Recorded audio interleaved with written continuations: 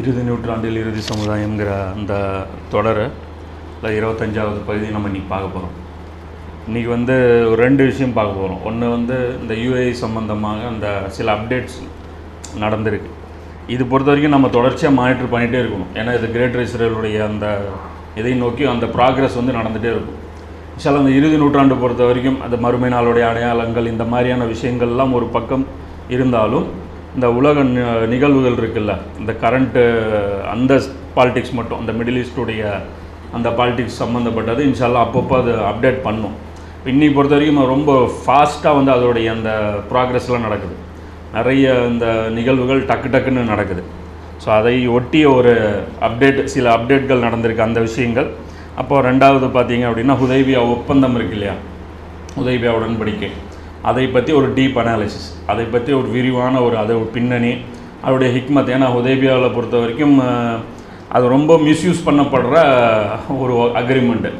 சமுதாயத்தை எப்போல்லாம் நல்ல ரேட்டுக்கு விற்றுட்டு என்ன இவ்வளோ ஒரு மடத்தனமாக ஒரு முடிவு எடுத்துகிட்டு வந்துட்டீங்க அப்படின்னா, இப்படி தான் அபூபக்கருக்கும் தோணுச்சு, உமருக்கும் இப்படி தான் தோணுச்சு, இதுக்கு பின்னாடி இருக்கிற ஹிக்மத் எனக்கு தான் தெரியும். யாருக்கு அது பின்னாடி என்ன ஹிக்மத் இருக்குது அப்படிங்கிறது அவருக்கு தான் தெரியும். ஏன்னா அது எவ்வளோ எத்தனை எத்தனை எல்லுங்கிறது அவருக்கு தான் தெரியும். அப்போ அதெல்லாமே கணக்கு வச்சுக்கிட்டு அவங்க என்ன பண்ணுவாங்க, எதாவது எடுத்தாட்டு ஹுதைபியா கொண்டாந்து காமிச்சிருவாங்க. ஸோ ஹுதைபியாவை பொறுத்த வரைக்கும் அது ஒரு டெப்த்தான ஒரு நாலேஜ் நமக்கு இருக்கணும். ஏன்னா இன்றைக்கி இன்றைக்கி இந்த தலைப்பு ரிலேட்டட்லி ஹுதைபியா பிரச்சனை இருக்குது. நான் சொன்னல இந்த வேர்ல்டு பாலிடிக்ஸ் இருக்குன்ட்டு, அதுவும் ஹுதைபியா ரிலேட்டடாக இருக்குது. ஸோ அதனால் அது ரெண்டையுமே பார்த்துடலாம் அப்படிங்கிறது இன்றைக்கி அமர்வுடைய மெயின் தீம். ரெண்டுமே நம்ம முதல் விஷயம் இந்த யுஏஇ ஒப்பந்தம் பற்றி நம்ம விரிவாக 2 பயான் பேசியிருந்தோம். இறுதி நூற்றாண்டு 23வது பாட்டும் 24வது பாட்டும் அந்த ஒப்பந்தம் என்ன, அதனுடைய பின்னணி என்ன அப்படிங்கிறதெல்லாம் பேசியிருந்தோம். அது கடைசியாக அதில் இருந்த அப்டேட் என்னன்னு பார்த்தீங்கன்னா, யுஏஇ ஒப்பந்தம் போட்டுருச்சு.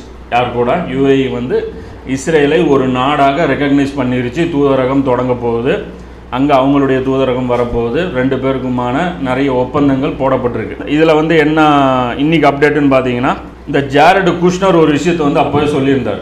குஷ்னரும் சொல்லியிருந்தார், ட்ரம்ப்பும் சொல்லியிருந்தார். என்ன சொல்லியிருந்தார் அப்படின்னா, இது தொடக்கம் மட்டும்தான்.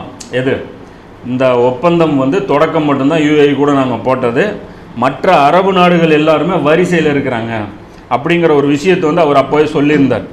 அதில் இன்னும் ஒரு படி மேலே போய் அந்த ஜாரட் குஷ்னர் என்ன சொல்லியிருந்தார்னா, மருமகன், ட்ரம்புடைய மருமகன் என்ன சொல்லியிருந்தார் அப்படின்னா, ஒப்பந்தம் ஆல்ரெடி நாங்கள் போட்டாச்சு. யார் கூட? அரபு நாடுகளோட அண்டர் டீலிங் நம்ம போட்டாச்சு. அதை அறிவிப்பதற்கான வாய்ப்புகளை நாங்கள் பார்த்துட்ருக்கோம், சந்தர்ப்பங்களை சூழ்நிலையை பார்த்துட்ருக்கோம். ஆல்ரெடி போட்டாச்சுங்கிறாங்க. இவங்களுக்கு இங்கே டேபிளுக்கு அடியில் அந்த ஒப்பந்தம் சைன் ஆகிருச்சு. ஏன்னா இதுவே டேபிளுக்கு அடியில் போடப்பட்ட ஒப்பந்தம் தானே. இது எங்கே சைன் பண்ணப்பட்டதுங்கிறது இது வரைக்கும் யாருக்குமே தெரியாது. பண்ணதுக்கப்புறம் அதுவும் யுஏஇ அறிவிக்கல. யார் அறிவிக்கிறான்? White house அறிவிக்குது. அங்கேருந்து அறிவிப்பு அனௌன்ஸ்மெண்ட்டு கொடுக்குறாங்களே தவிர யுஏஇ கொடுக்கல. அப்போ இதில் இன்னொரு பிரச்சனை என்ன வந்ததுன்னு பார்த்தீங்கன்னா, இப்போ இந்த யுஏஇயுடைய ஒப்பந்தத்தை அவங்க டிக்ளேர் பண்ணாங்க பப்ளிக்காக. இந்த டிக்ளேர் பண்ணதே ஒரு சோதனை முயற்சி தான். ஏன் அப்படின்னா, மற்ற அரபு நாடுகள் இந்த மாதிரி டிக்ளேர் பண்ணும்போது எப்படி ரியாக்ஷன் இருக்கும், பப்ளிக் ரியாக்ஷன் எப்படி மானிட்டர் பண்ணுறதுங்க. இருக்கிறதுலே ஒரு மானங்கட்ட ஒரு ஊர் எதுன்னு பார்த்தீங்கன்னா யுஏஇ தான். ஏன்னா அங்கே மது இருக்குது, விபச்சாரம் இருக்குது. அரபுகளில் ஸ்போரம் போன நாடு அதுதான். யுஏஇ தான் ஏற்கனவே முதல்ல அது நாசமாக போனது. அப்போ அந்த மோசமானவனே இப்படி ஒரு முடிவு எடுக்கும்போது கூட மக்கள் மத்தியில் என்ன ஆயிடுச்சு, மிகப்பெரிய லெவலில் ஒரு கொந்தளிப்பு வந்துருச்சு. அதுவும் இல்லாமல் இது திடீர்னு ரிலீஸ் பண்ணால் என்ன நடக்குது அப்படிங்கிறதும் பார்த்தாங்க. பார்த்துட்டு என்ன நடந்தது அப்படின்னா, இது சரி வராது. ஏன்னா யுஏங்கிறதுனால பிரச்சனை இல்லை. ஏன்னா யுஏ மக்கள் என்ன பண்ணிட்டாங்க, ஆல்ரெடி விபச்சாரத்தை உள்வாங்கிட்டாங்க, மதுவை உள்வாங்கிட்டாங்க, எல்லா அனாச்சாரங்களையும் உள்வாங்கிட்டாங்க. அதனால் என்ன சொல்கிறது, பல 1ஆம் நம்பர் குடிகாரனுக்கு புதுசாக ஒரு குவார்டர் அடிக்கிறது ஒரு பெரிய மேட்டர் இல்லைங்கிற மாதிரி இதையும் ஜீரணம் பண்ணிட்டு அவங்க உக்காந்துட்டாங்க. ஆனால் விஷயம் என்னென்னா, மற்ற நாடுகள் இந்த அளவுக்கு தரம் தாழ்ந்து போகல. அப்போ அந்த நாடுகள் ரியாக்ஷன் எப்படி இருக்கும் அப்படின்னு சொல்லி மானிட்டர் பண்ணும்போது பார்க்குறாங்க, ரொம்ப பெரிய லெவலில் எதிர்ப்பு குரல்கள் வருது. எல்லா நாடுகள்லேயும் மக்கள், முஸ்லீம்கள் எதிர்ப்பு தெரிவிக்கிறாங்க. இது இந்த வரலாற்றுடைய மிகப்பெரிய அநீதி அப்படின்ட்டு. அப்போ இதன்படி என்ன பண்ணுறாங்கன்னா, பிளான் பி ஒரு திட்டம் தயார் பண்ணுறாங்க. என்ன அப்படின்னா, முதல்ல மக்களை தயார் பண்ணுவது. எடுத்தோடனே தலைவர்களை வச்சு ஒப்பந்தம் போட்டாச்சு, டிக்ளேர் பண்ணதுக்கப்புறம் மக்களை புரிய வைக்கிறது ஒன்று, இது ஒர்க் அவுட் ஆகலை. மக்கள் இன்னைக்கு புரிஞ்சுக்கிற நிலைமையில கோபமாக இருக்கான். இப்போ ரெண்டாவது என்ன பண்ணணும் அப்படின்னா, இல்லை முதல்ல மக்களுடைய மைண்ட் செட்டை ப்ரிப்பேர் பண்ணலாம், மக்களை வந்து தயார் பண்ணி அவர்களை வந்து இது தப்பு இல்லைன்னு ஒத்துக்க வச்சதுக்கப்புறம் சூழல் ஏற்படுத்தி அதுக்கப்புறம் அனௌன்ஸ்மெண்ட் பண்ணலாம் அப்படின்னு சொல்லிட்டு. அப்போ இதில் வந்து முதல்ல எல்லாருமே அதில் பல ஆலோசனைகள் வந்து பண்ணியிருக்காங்க. அதில் என்ன சொல்லியிருக்காங்கன்னா, எல்லா நாடுகளும் வந்து அந்த லைனில் போகணும்ல, அந்த வரிசையில் நின்றுருப்பான், அந்த தலையில் முக்காடு போட்டு அவன் நீ முன்னாடி போ அப்படின்பான். யார் முதல்ல அவமானப்படுறதுங்கிறது. இப்போ இதில் எல்லோரும் என்ன கோரிக்கை வச்சுருக்காங்கன்னா, முதல்ல பெருந்தலை போயிடுச்சுன்னா நமக்கு பிரச்சனை ஈஸி. எது? சவுதி. ஏன்னா ஹரமுடைய நிர்வாகம் கையில் வச்சிருக்கிறதுனால இவர்கள் வந்து எடுத்தோம், இவங்களுடைய அனௌன்ஸ்மெண்ட் வந்துருச்சுன்னு வச்சிங்களேன், எங்களுக்கு வந்து ஒரு பெரிய பாதிப்பு கிடையாது. நாங்களும் டக்குன்ட்டு என்ன பண்ணிடுவோம், ஏப்பா சவுதியே போச்சு அப்புறம் என்ன, ஹரமே போச்சு அப்புறம் வேற என்ன அப்படிங்கிறது நாங்கள் போயிடுவோம் அப்படின்னு சொல்லிட்டு இந்த ஒரு பிளான் படி இருக்கிறாங்க. அப்போ இதற்காக வந்து ஒரு மீட்டிங்கும் வந்து நடத்தப்பட்டது. இது ஏற்கனவே நியூஸில் வந்துச்சு. என்ன மீட்டிங் நடத்தப்பட்டதுன்னா, அந்த அரசாங்கத்துடைய அந்த அஃபீஷியல்ஸும் இந்த உலமாக்களுடைய அஃபீஷியல்ஸும் எல்லாருமே சேர்ந்து ஒரு மிகப்பெரிய ஒரு மீட்டிங் நடத்தி முதல்ல வந்து மக்களை வந்து இந்த ஒப்பந்தத்திற்காக மனதளவில் தயார்படுத்துங்க, உலமாக்களுடைய உதவி கோரப்படுது. அதான் சொன்னலைங்க, எப்பயுமே ஃபிரௌனால் ஆட்சி பண்ண முடியாது. அவனுக்கு ஒரு காரூனும் ஹாமானும் வேணும், புரியுதுங்களா? அவனுக்கு ஒரு சாமிரியும் வேணும். அப்போ இந்த மதம் டிபார்ட்மெண்ட்டு ஒரு ஆள் கையில் வச்சுருக்கணும். அப்போ தான் ஃபிரௌன் வந்து நிலச்சி ஆட்சி பண்ண முடியும். அப்போ இவங்க என்ன பண்ணுறாங்க அப்படின்னா, மதகுருமார்களுடைய உதவி கேட்குறாங்க. நீங்கள் வந்து உதவி செய்யுங்க, இந்த ஒப்பந்தத்துக்கு ஆதரவாக பேசுங்க. நம்ம மதகுருமார்கள் அதான் சொல்கிறோம், நீங்கள் ஒரு கொள்கையில் இருந்தாங்கன்னா அந்த கொள்கை என்ன பண்ணுறது, அதாவது இந்த 2 ஜமாத்தில் இருப்பாங்க. ஒரு ஜமாத்து அந்த ஜமாத்தில் இருக்கும்போது அது சம்பந்தமான ஆய்வுகள்லாம் அவரே தான் பண்ணியிருப்பார். அதுக்கு வரும்போது அடுத்த ஜமாத்தில் போகும்போது அவங்களுடைய எதிர் ஸ்ட்ராட்டஜி அவங்களே எடுத்துவாங்க. இப்போ இது உலமாக்கள் வந்து பார்த்திங்கன்னா உங்களுக்கு வந்து ஒரு சர்வசாதாரணமாக இந்த மாதிரி விஷயங்கள் வந்து செய்கிறத நம்ம பார்க்க முடியும்.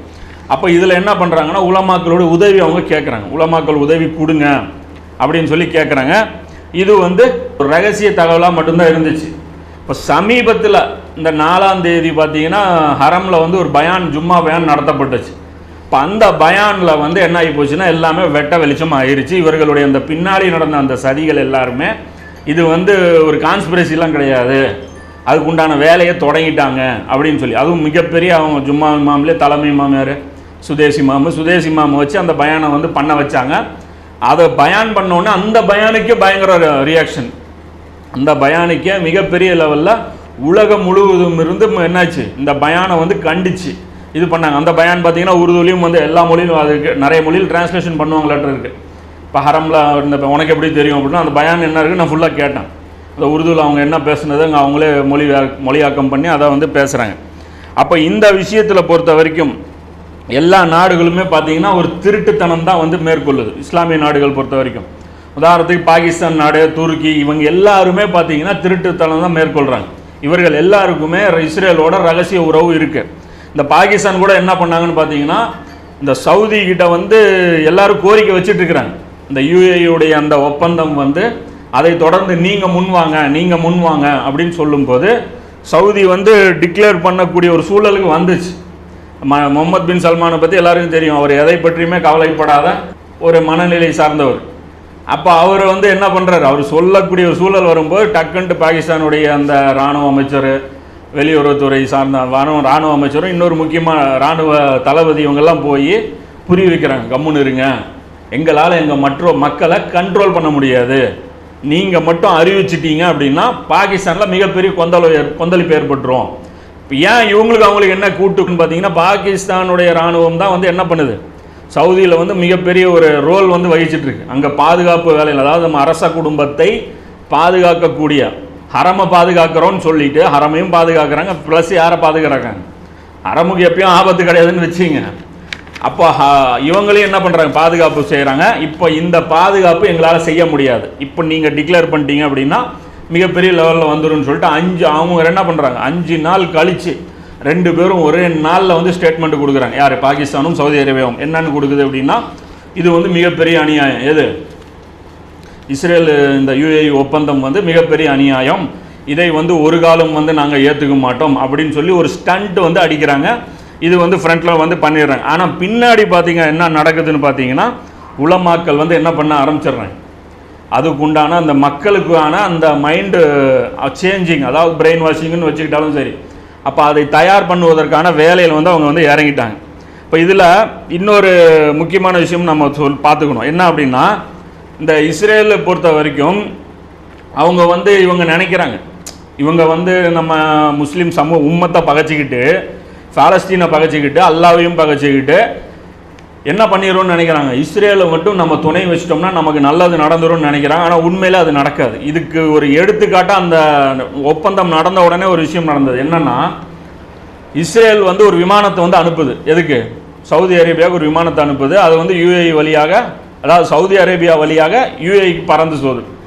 அப்போ அந்த விமானத்தில் பார்த்தீங்கன்னா ஒரு வாசகம், அந்த கிரியாட் கேட் அப்படின்னு சொல்லிட்டு, அந்த அபுவசியா கூட அதை பற்றி டீட்டெயிலாக போட்டிருக்காரு. இந்த கிரியாட் கேட் அப்படிங்கிற அந்த வார்த்தையை வந்து அவன் எழுதுறான். எதுக்காக வேணும்னே எழுதுறான்.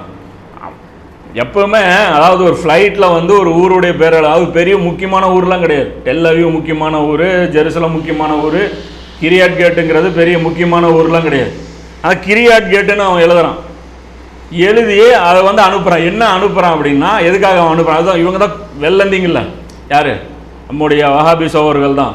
நேரடியாக தான் எல்லாமே புரிஞ்சுக்குவாங்கல்ல, மறைமுகமாக எதையுமே புரிஞ்சிக்க மாட்டேன். அதனாலே அவன் எழுதி அனுப்புகிறான், இந்தாங்க கிரியாட் கேட்டு உங்களுக்கு ஒன்று வரும் அப்படின்றான். கிரியாட் கேட்டுடைய மீனிங் என்ன அப்படின்னா, இந்த பாலஸ்தீன் மக்கள் இருந்தாங்க இல்லையா, அவங்க இறக்கப்பட்டு அவங்களுக்கு இடம் கொடுத்தாங்க, இடங்கள்லாம் விற்றாங்க, இருக்க விட்டாங்க, பரவாயில்ல ஊருக்கெலாம் அடி வாங்குறான் அப்படின்ட்டு. அதே பாலஸ்தீன் மக்களை அல்-ஃபுர்ஜா அப்படிங்கிற அந்த ஊரை அழித்து அவர்கள் அங்கேயே சமாதி கட்டி, அவர்கள் சமாதிகள் மேலே கட்டப்பட்ட ஊர் எது? கிரியாட் கேட்டு. அவர்களுக்கு இழைக்கப்பட்ட துரோகத்தின் அடையாளமாக அது என்னது? கிரியாட் கேட்டுங்கிற ஊர். அந்த ஃப்ளைட்டுடைய பேரை எழுத்த வச்சு அந்த ஒப்பந்தம்னு போட்டு, அந்த ஒப்பந்தம் இருக்குது, சவுதி அந்த யுஏஇ ஃப்ளாகும் இஸ்ரேல் ஃப்ளாகும் இருக்குது, கீழே கிரியாட் கேட்டு. அதுக்கு மீனிங் என்னன்னு உங்களுக்கு இப்போ புரியாது. கிரியாட் கேட்டு இன்னொரு கிரியாட் கேட்டு உருவாகும்ல, அப்போ வந்து தெரியும். இப்போ இதில் பார்த்தீங்கன்னா இந்த ஃப்ளைட்டு வந்து போகிறதுக்கு அனுமதித்த வழித்தடம் எது? சவுதி அரேபியாவுடைய வழித்தடம். இது அஃபீஷியலாக முதல் முறையாக டிக்ளேர் பண்ணப்படுது. என்னன்ட்டு, இஸ்ரேலுடைய விமானம் சவுதி அரேபியா வான்பரப்பில் பறக்கலாம் அப்படின்னு. வெறும் இது மட்டும் பறக்க போகிறதில்ல, போர் விமானமும் பறக்க போகுது. இப்போ போர் விமானம் எல்லாமே வரப்போகிறாங்க. அவங்க மிலிட்ரி பேஸ் வரப்போகுது. யுஏஇ ஒப்பந்தம் போடுறாங்கன்னொடனே அவங்க ஏதோ மளிகை கடையும் டீ கடையும் ஓப்பன் பண்ணுறதுக்கு வரல, இராணுவ தளம் அமைக்க போகிறாங்க. யாருக்காக இராணுவ தளம் அமைக்க போகிறாங்க? ரஷ்யாவோட சண்டை போட போகிறாங்களா, இல்லை இந்த பக்கம் சைனாவோட சண்டை போட போகிறாங்களா? உங்களையே சமாதி கட்டுறதுக்காக உங்கள்கிட்ட இடத்த இப்போ வாங்கியிருக்காங்க. இப்போ ஒரு பிரச்சனை வரும்போது இதில் நியோமுங்கிற ஒரு ப்ராஜெக்டே நீங்கள் மைண்டில் வச்சிங்க. ஏன்னா சவுதி அரேபியாவுக்கு வந்து உள்ளுக்குள்ளே பார்த்தீங்கன்னா இந்த இஸ்ரேலோட கள்ளக்கூட்டு இருக்குது. இந்த நியோம் ப்ராஜெக்டில் பொறுத்த வரைக்கும் இன்வெஸ்ட்மெண்ட்லாம் நிறைய யாருது இருக்குது? யூதர்களுடைய, அதாவது இஸ்ரேலுடைய இன்வெஸ்ட்மெண்ட்ஸ் நிறைய இருக்குது. அதே மாதிரி டெக்னாலஜி இருக்குல்ல, அந்த சைபர் டெக்னாலஜி பார்த்தீங்கன்னா ஃபுல் அண்ட் ஃபுல் யார் கொடுத்துருக்கா? எல்லாமே இஸ்ரேல் தான் கொடுத்துருக்காங்க. அதே மாதிரி இவர்கள் இதுக்கு முன்னாடியும் உதவி செஞ்சுருக்கிறாங்க. 1990 அந்த கல்ஃப் வார் நடந்ததில்ல, அந்த கல்ஃப் வார் நடக்கும்போது பார்த்தீங்க அப்படின்னா அந்த கல்ஃப் வார்லேயும் வந்து சவுதி பேஸ் வந்து பயன்படுத்தப்பட்டிருக்கு. வான்வெளி வந்து இஸ்ரேல் விமானங்கள் பறப்பதற்கு பயன்படுத்தப்பட்டிருக்கு. இது வந்து இவங்க ஆரம்பத்துலேயும் துணை செஞ்சுருக்கிறாங்க. இதில் வந்து யாருமே வந்து கரெக்டான ஆட்கள் வந்து கிடையாதுங்கிறது இந்த இடத்துல புரிஞ்சுக்கணும். இதே மாதிரி ஒரு கள்ள கூட்டணி பாகிஸ்தானுக்கும் இருக்குது. பாகிஸ்தானுடைய வெளியுறவுத்துறை அமைச்சர் ஒருத்தர் இப்போ ஒரு 4-5 நாள் முன்னாடி டிவியில் இன்டர்வியூ கொடுக்குறாரு. பழைய முன்னாள் வெளியுறவுத்துறை அமைச்சர். அவர் சொல்கிறார், எங்கள் பாகிஸ்தானுடைய ஆட்சியாளர்களுக்கும் உள்ளுக்குள்ளே தொடர்பு இருக்குது. நானே வந்து நிறைய மீட்டிங் வந்து இஸ்ரேலுடைய அஃபீஷியல்ஸோடு நாங்கள் நடத்தியிருக்கோம். யார்? ஆனால் என்ன, டேபிளுக்கு கீழே தான், டேபிளுக்கு கீழே நாங்களே நிறைய மீட்டிங் நடத்தியிருக்கோம். எங்களுக்கும் அவங்களுக்கு மத்தியில் தொடர்பு இருக்குது. என்ன மக்கள் ஒத்துக்க மாட்டேங்கிறாங்கனால நாங்கள் என்ன பண்ணுறதில்ல, ஓப்பனாக டிக்ளேர் பண்ணுறதில்ல. உள்ளுக்குள்ளே எங்களுடைய எல்லாமே அடிக்கடி வந்து விமானங்கள் தரையிறங்குறதும், அதில் வந்து ரகசியம் மீட்டிங் நடத்துறதும், இது எல்லாமே நடத்திட்டு இருக்குது அப்படின்னு தான் சொல்கிறாங்க. இன்றைக்கி பொறுத்த வரைக்கும் ஒட்டுமொத்த உலகத்துடைய கணக்கு என்ன ஆயிடுச்சுன்னா, அந்த 1999 கணக்கு ஆயிடுச்சு. எல்லாருமே யாஜூஜ் மாஜூஜுடைய அந்த தீனுக்குள்ளே, அந்த கணக்கு வேறு டேலி ஆகணும்ல, ஆதம் நபி அந்த 1999. அப்போ அதில் வந்து யாஜூஜ் மாஜூஜுடைய தீன் என்ன? மத சார்பின்மை, வளர்ச்சி, முன்னேற்றம், இது மாதிரி நாட்டு நலன், இந்த மாதிரியான ஒரு ஜிகினாத்தனமான வார்த்தைகள். ஆனால் இதில் எதுவுமே கிடையாதுன்னு வச்சுங்க.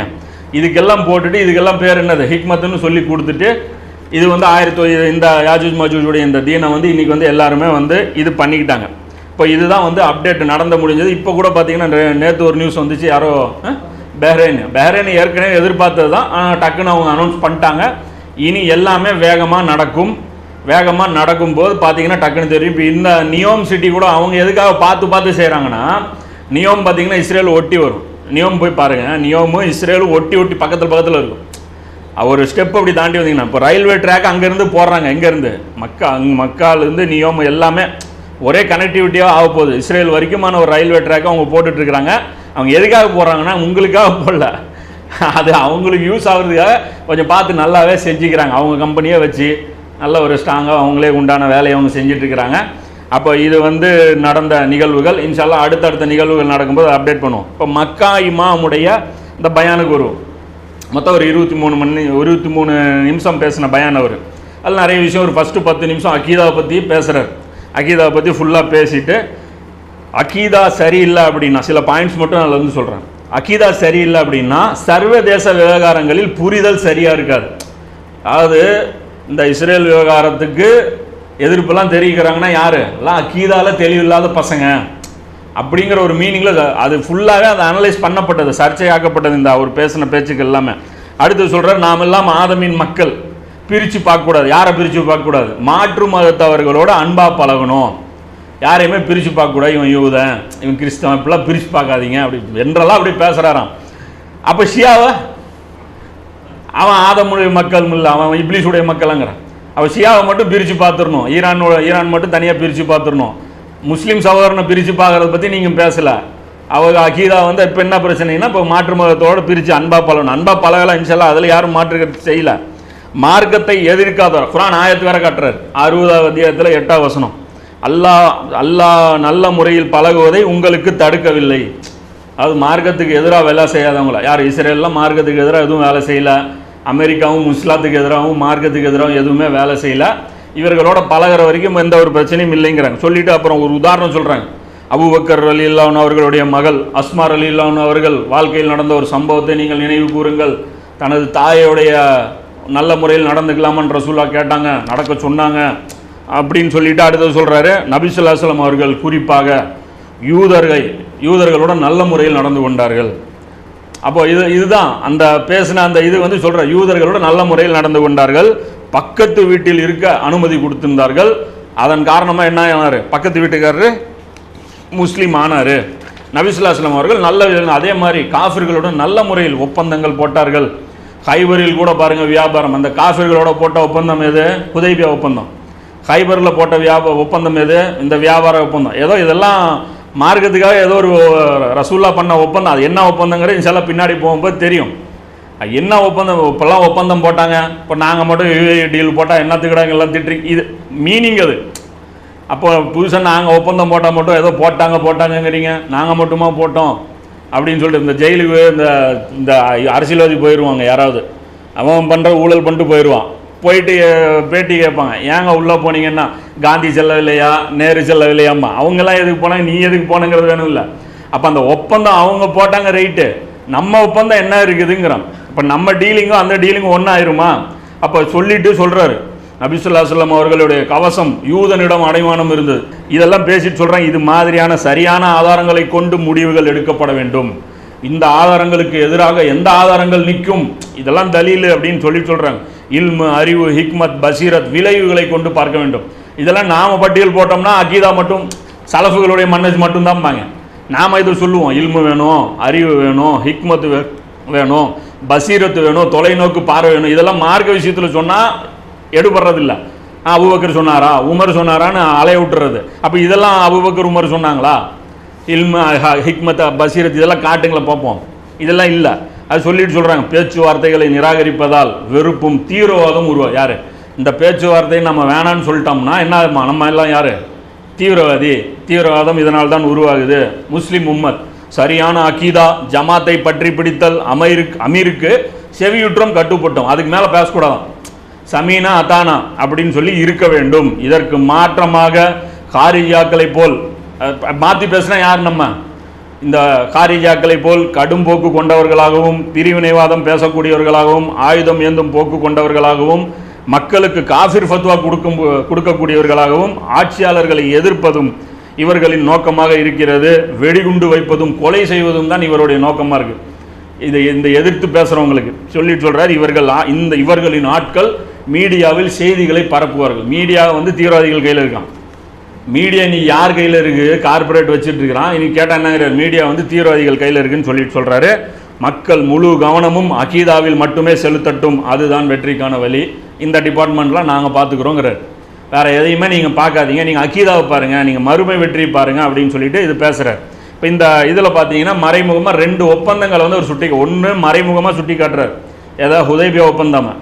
இன்னொன்று என்ன சொல்கிறார் அப்படின்னா, கைபரில் நபி ஸல்லல்லாஹு அலைஹி வஸல்லம் அவர்கள் போட்ட ஒப்பந்தம்.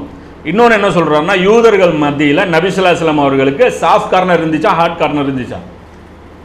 சாஃப்ட் கார்னர் இருந்துச்சு. யூதர்கள் மத்தியில் நபி ஸல்லல்லாஹு அலைஹி வஸல்லம் அவர்களுக்கு ஒரு இதுதான் இருந்தது, ஒரு இணக்கமான சூழ்நிலை தான் இருந்தது அப்படின்னு சொல்கிறாங்க. யூதர்களுடைய விஷயத்தை பொறுத்த வரைக்கும் ஆரம்பத்தில் நபி ஸல்லல்லாஹு அலைஹி வஸல்லம் அவர்கள் எடுத்த ஸ்டாண்டு வேற, பின்னாடி நபி ஸல்லல்லாஹு அலைஹி வஸல்லம் அவர்கள் எடுத்த ஸ்டாண்டு வேற. குரான்லேயும் சரி ஹதீஸ்லேயும் சரி எது ஃபஸ்ட்டு எது செகண்டுங்கிறது ரொம்ப முக்கியமாக நாம் பார்க்கணும். மதுவை பற்றி குரானில் எப்படி இருக்குது? போதையாக இருக்கும் நிலையில் தொழுகைக்கு நெருங்காதீங்கன்னு இருக்குது குரானில். அப்போ என்ன அர்த்தம்? தண்ணி போட்டு தொழுகைக்கு மட்டும் வரக்கூடாதுன்னு அர்த்தம். அதே குரான் ஆயத்தில் எப்படி இருக்குது? மதுவை முற்றிலும் விட்டு விலக மாட்டீர்களான்ட்டு இருக்குது. அப்போ 2ல் எதை நடைமுறைப்படுத்துவாங்க இன்றைக்கி முஸ்லீம்கள்? இப்போ இன்றைக்கி ஆரம்பத்தில் இருக்கிற ஒரு சட்டத்தை ஒருத்தர் நடைமுறைப்படுத்தினா இந்த மன்ஹஜு படி, சலஃபு மன்ஹஜு படி இருக்கணும்னு சொல்லக்கூடிய சகோதரர்கள், வஹாபி சகோதரர்கள் எதை பேசுவாங்க? ஒத்துக்குவாங்களா? குரானை இவன் பின்பற்றான்னு சொல்லிக்குவாங்களா? பரவாயில்லப்பா, இவர் மிக சிறந்த ஒரு நைட்டு இஷா தொழுதுட்டு அதுக்கப்புறம் தண்ணி போட்டு படுத்துட்டாரு. ஏன்?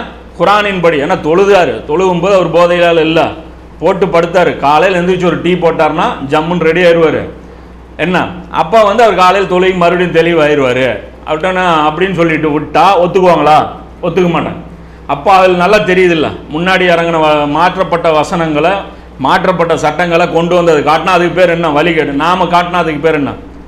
வழிகேடு. அதை நீங்கள் காட்டினா சிந்திக்க மாட்டீங்களா? அதான் சொல்கிறேன். இப்போ நம்ம வலியவனுக்கு ஒரு நீதி, எளியவனுக்கு ஒரு நீதிங்கிற மாதிரி, இது மக்காவில் இருந்துக்கிட்டு ஒரு தலைமை இமாம் இது மாதிரியான ஒரு தவறான வழி நடத்துகிறாங்கன்னா இவருக்கு புரிதல் இல்லையா? அப்போ இதுதான் இந்த மாதிரி பாடம் தான் மதீனா யூனிவர்சிட்டிலையும் அந்த உம்முல் குராலையும் நடத்துகிறீங்களான்னு நான் கேட்குறேன். யூதர்களை பற்றி நபி ஸல்லல்லாஹு அலைஹி வஸல்லம் அவர்கள் எடுத்த ஆரம்ப ஸ்டாண்டு வேற, கடைசி ஸ்டாண்டு வேற. இதில் யாருக்காவது மாற்றுக்கிறது இருந்தால் அதில் கமெண்ட்டில் கேளுங்க, இன்ஷால்லா அதை பற்றி நம்ம டீட்டெயிலாக பேசுவோம். நபி ஸல்லல்லாஹு அலைஹி வஸல்லம் ஆரம்ப ஸ்டாண்டு வேற, இறுதி ஸ்டாண்டு வேற. இதில் யாருக்குமே மாற்றுக்கருத்தே கிடையாது. இது மாற்றப்பட்டுருச்சு. நபி ஸல்லல்லாஹு அலைஹி வஸல்லம் அவர்கள் முதல் 16 மாதம் யூதர்களுடன் மிக நெருக்கமாக இருந்தார்கள். அவர்களோட எல்லா விதத்திலுமே ஒத்து போக பார்த்தார்கள். அவர்களை தங்களுடைய மிஷனில் இணைத்து கொள்ள பார்த்தார்கள்.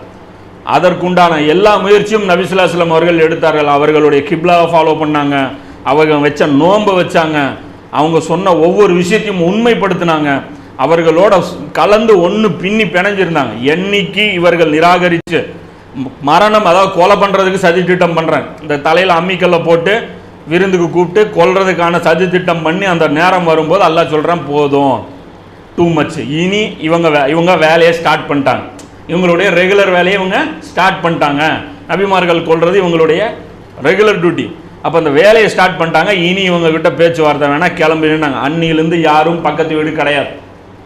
அன்னியிலிருந்து யாருக்கும் யூதர்களுக்கு எந்த ஒரு சலுகையும் கிடையாது. 16 மாதத்தோட ஒட்டு உறவு முடிஞ்சு போச்சு. இவங்களுக்கு 13 வருஷம். யாருக்கு? மக்காவாசிகளுக்கு. இவங்களுக்கு 16 மாதம், அவ்வளோதான். அதுக்கு மேலே ரசூல்லா இவங்களுக்கு இது கொடுக்கவே இல்லை.